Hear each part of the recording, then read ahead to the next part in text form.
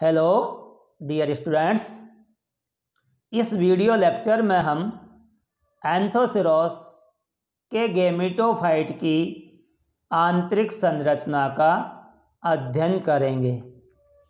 Dear students, इसके thallus की आंतरिक संरचना का अध्ययन करने के लिए सर्वप्रथम हम थैलस का एक बारीक सेक्शन ब्लेड की सहायता से काटते हैं। इसके बाद इस सेक्शन को सेफ्रेनिन नामक अभिरंजक से अभिरंजित करते हैं। फिर इसे ग्लिसरीन में माउंट करके माइक्रोस्कोप की सहायता से देखते हैं तो आपको इस प्रकार की संरचना नज़र आएगी। यह इसके थैलस की आंतरिक संरचना है। डियर स्टूडेंट्स, एंथोसिरोस के थैलस की आंतरिक संरचना का अध्ययन करने से पहले आप रिक्सिया, मार्केंसिया एवं पोरेला के थैलस की आंतरिक संरचना का अध्ययन कर चुके हो। उनके थैलस की आंतरिक संरचना में दो स्पष्ट क्षेत्र आपको नज़र आ रहे थे। डोर्सल सरफेस की तरफ वहाँ पर फोटोसिंथेटिक रीजन एवं वेंट्रल सरफेस की तरफ स्टोरेज रीजन, संचयी क्षेत्र नज़र आता था। लेकिन एंथोसिरोस के थैलस की संरचना में ये दो क्षेत्र नहीं पाए जाते हैं। यहाँ पर संपूर्ण थैलस की संरचना एक समान होती है, यानी यहाँ पर थैलस का photosynthetic region and storage region में विभेदन नहीं है। थैलस की समस्त कोशिकाएं संरचना में एक समान है, यानी कि इसका थैलस होमोजीनस है, समांगी प्रकार का है। थैलस में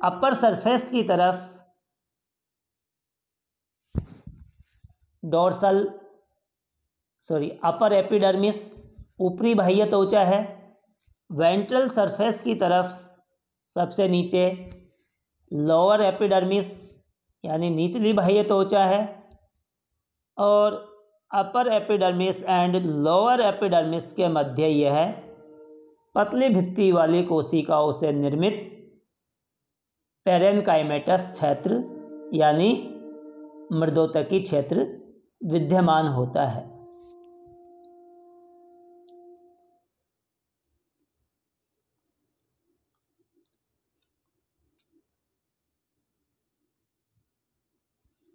यहाँ पर आपको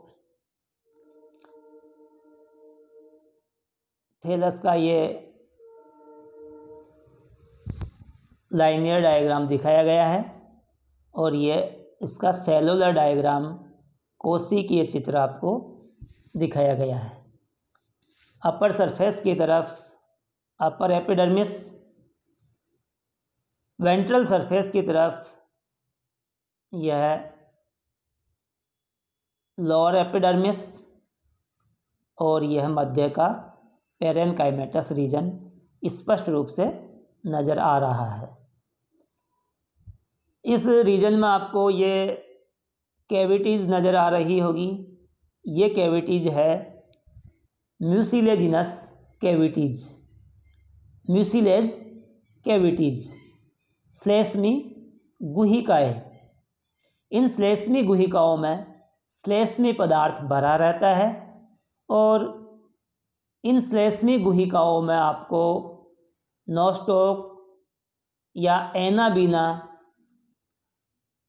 भी नज़र आ सकते हैं।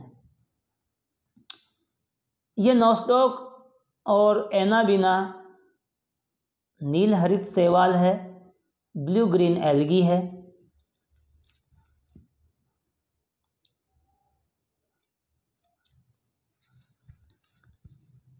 इसके थैलस की कोशिकाओं में डिस्कोइड या ओवल शेप्ड क्लोरोप्लास्ट विद्यमान होते हैं। इसके क्लोरोप्लास्ट की संरचना उच्च वर्गीय पादपों के क्लोरोप्लास्ट की संरचना के समान ही लेमिलर होती है, यानी कि पट्टिल होती है, और प्रत्येक क्लोरोप्लास्ट में एक विशेष प्रकार की संरचना पाई जाती है जो पायरिनोइड कहलाती है। प्रिय विद्यार्थियों, पायरिनोइड की उपस्थिति एंथोसिरोस का एक विशेष लक्षण है। पादप जगत में पायरिनोइड शैवालों में देखने को मिलता है। शैवालों के अतिरिक्त पायरिनोइड केवल आपको एंथोसिरोस में देखने को मिलेगा। अब पायरिनोइड के बारे में थोड़ी चर्चा कर लेते हैं। तो पायरिनोइड प्रोटीन से निर्मित संरचनाएं होती है। प्रोटीन से निर्मित इसमें इस प्रकार की प्लेटें होती है। इन प्रोटीन की प्लेटों के ऊपर स्टार्च संग्रहित रहता है, यानी कि पायरिनोइड का जो कार्य है वह स्टार्च का संग्रहण करना, स्टार्च का स्टोरेज करना है।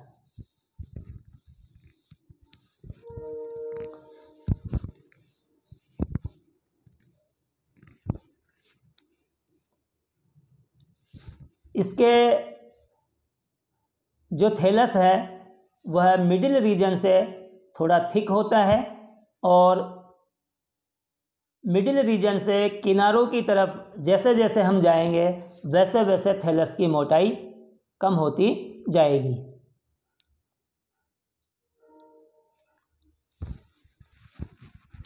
एंथोसिरोस लीविस में थैलस की मोटाई 6 से 8 कोशिकाओं तक होती है। एंथोसिरोस पंक्टेटस में यह 8 से 10 कोशिकीय मोटा होता है। एंथोसिरोस क्रिस्पुलस में 30 से 40 कोशिकीय मोटा होता है। थैलस में एयर पोर्स और एयर चैम्बर्स एब्सेंट होते हैं। यहाँ पर आपको एंथोसिरोस के थैलस की कोशिकाएं दिखाई गई है। कोशिकाओं में क्लोरोप्लास्ट दिखाया गया है और क्लोरोप्लास्ट में पायरिनोइड, जो केवल एंथोसिरोटॉप्सिडा का विशेष लक्षण है, वह दिखाया गया है।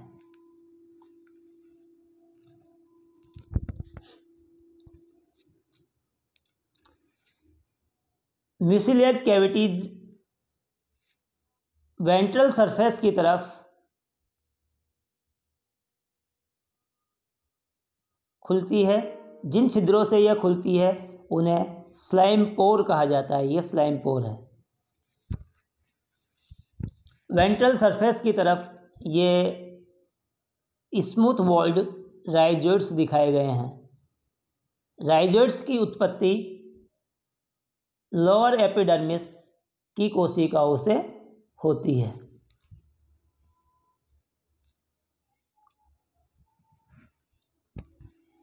एंथोसिरोस के थैलस में ब्लू ग्रीन एल्गी सहजीवी संबंध के रूप में नहीं पाए जाते हैं। इस बात का पता हम इन दो तथ्यों के माध्यम से लगा सकते हैं। पहला तथ्य है कि एंथोसिरोस की कुछ जातियों में यह नोस्टॉक एंड एनाबीना नहीं पाया जाता है। दूसरा तथ्य है एंथोसिरोस को निजर्मीकृत मृदा यानी स्टेरिलाइज्ड सोइल में भी उगाया जा सकता है। यदि यह सहजीवी संबंध के रूप में विद्यमान होता तो एंथोसिरोस को स्टेरिलाइज्ड सोइल में उगाना संभव नहीं होता। एंथोसिरोस के थैलस में ये नीलहरित शैवाल स्पेस पैरासाइट के रूप में विद्यमान रहते हैं, यानी कि ये यहाँ पर केवल आश्रय प्राप्त करते हैं। इसके अलावा एंथोसिरोस एंड नीलहरित शैवाल के मध्य किसी भी प्रकार का कोई फिजियोलॉजिकल रिलेशनशिप नहीं होती है।